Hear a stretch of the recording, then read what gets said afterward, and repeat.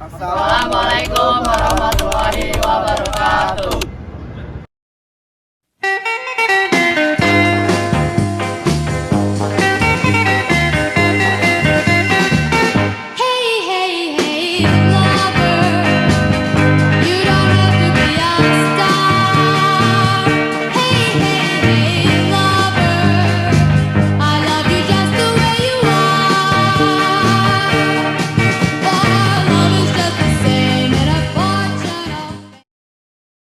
Dong, ini tugasnya susah banget nih. Ya ampun, ini tuh tinggal ditaruh sini doang loh. Jadi dari tadi kakak udah ajarin kamu ya. Kamu tuh gak ngerti-ngerti deh. Capek deh kakak ngajarinnya. Gimana sih sekolahnya?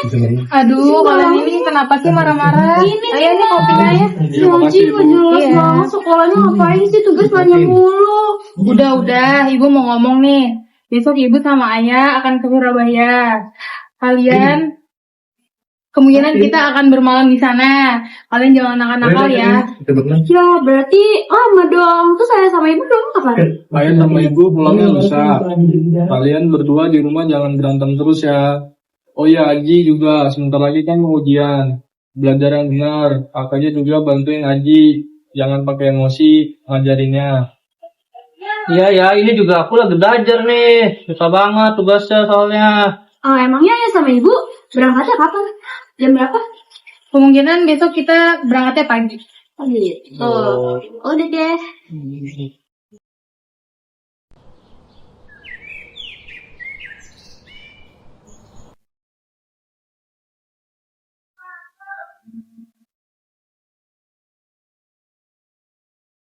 Kak, lihat kunci mobil ayah gak? Kayaknya nggak di aku deh. Kayaknya di ibu nggak sih terakhir? Oh iya, ini sama aku. Oh, sama ibu. Iya. Udah siang nih, kita berangkat ya. Iya. Yuk, Aji ayo berangkat tuh, jangan HP mulu. Aji denger gak? Aji, ayo Aji. Ya ampun udah siang nih, lihat jam berapa? Bentar. Ayo. Betul.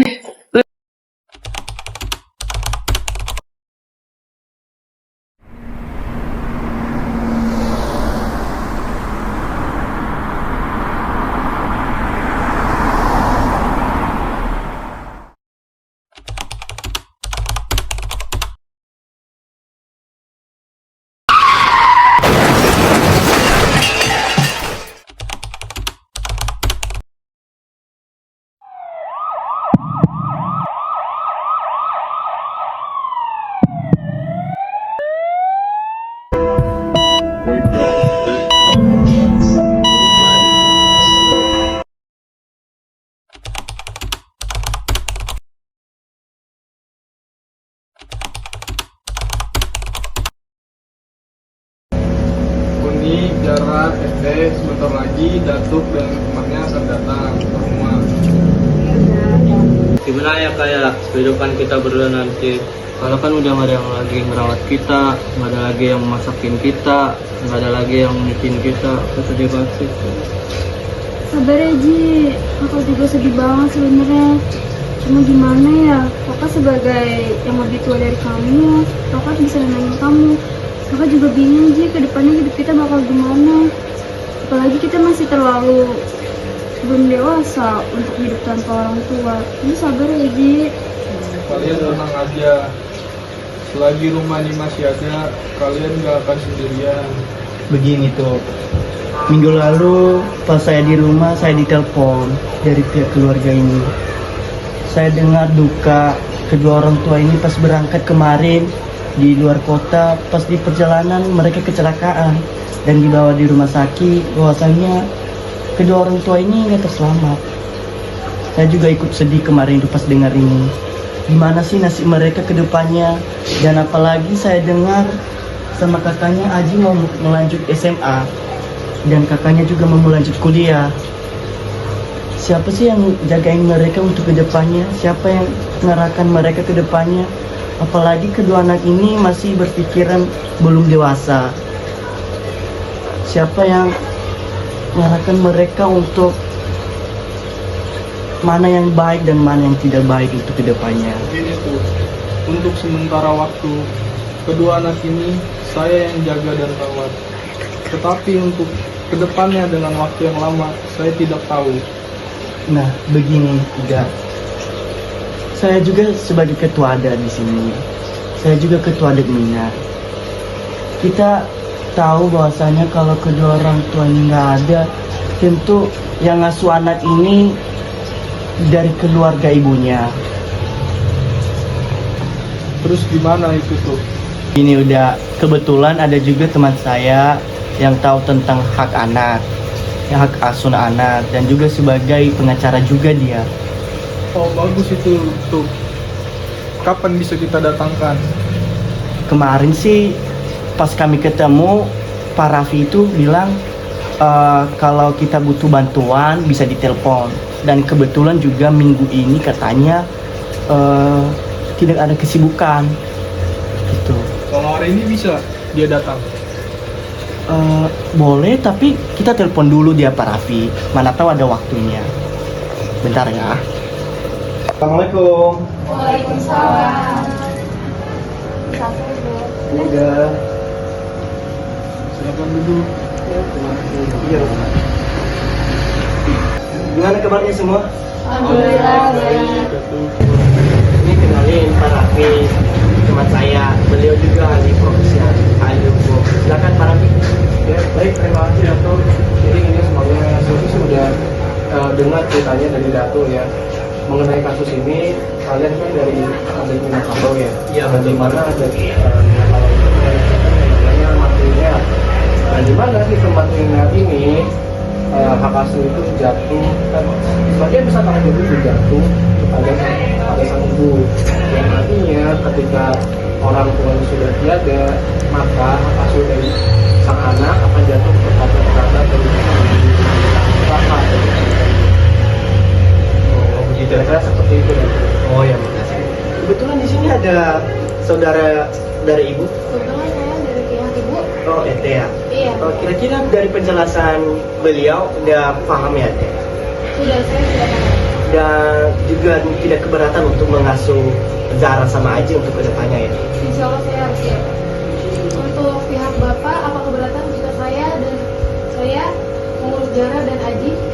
Kalau saya dari pihak keluarga dari ayah, saya tidak keberatan karena kita kan menganut dari adat Minangkabau.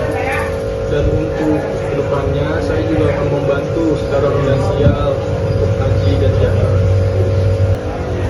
Baik Pak Raffi, terima kasih atas kesempatannya pada hari ini ya Pak Raffi. Yuk mari saya antar ke depan. Terima kasih ya Pak Raffi. Dato. Iya sama-sama. Iya sama-sama. Ya.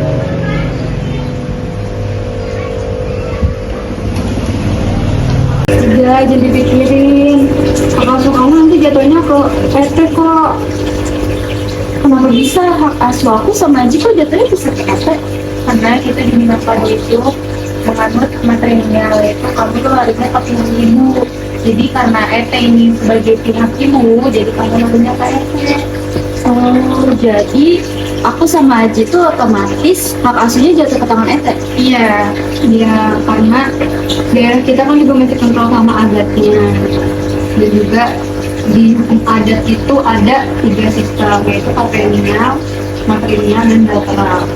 Dan juga hukum adat itu masuk ke hukum kekerabatan. Jadi hukum kekerabatan itu adalah hukum adat yang mengatur tentang bagaimana kedudukan pribadi seseorang sebagai anggota kerabat atau keluarga, kedudukan anak terhadap orang tua dan sebaliknya, kedudukan anak terhadap kerabat dan sebaliknya, dan masalah perwalian adat.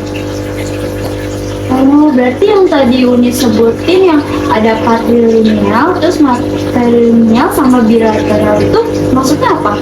Nah, kalau patrilineal itu sistem yang menganut ke pihak bapak. Jadi hak asuh kamu itu jatuhnya ke bapak. Kalau matrilineal itu hak asuhnya jatuh ke ibu. Kalau bilateral hak asuhnya dua-duanya bisa ke bapak bisa ke ibu. Nah, kalau kita kan sebenarnya matrilineal. Jadi kamu sama Oh, jadi gitu ya, berarti aku juga baru tahu kalau misalkan hak asuh ini juga diatur dalam hukum adat, dan ada yang namanya hukum kekerabatan di dalam hukum adat itu. Tapi aku nggak akan nyusahin Ete kan nantinya. Enggak, jadi selagi kamu masih di rumah, masih ada Ete, masih ada Umi, kamu sama aja kita kan beban. Jadi Tapi jangan mikirin hal yang lain ya. Makasih ya Teh Umi.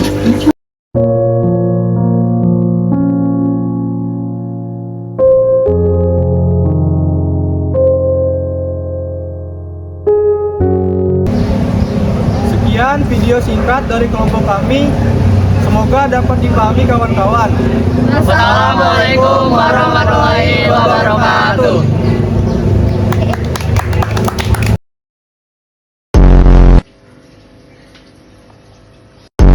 Tahu tentang hak asasi manusia. Perkenalkan, nama saya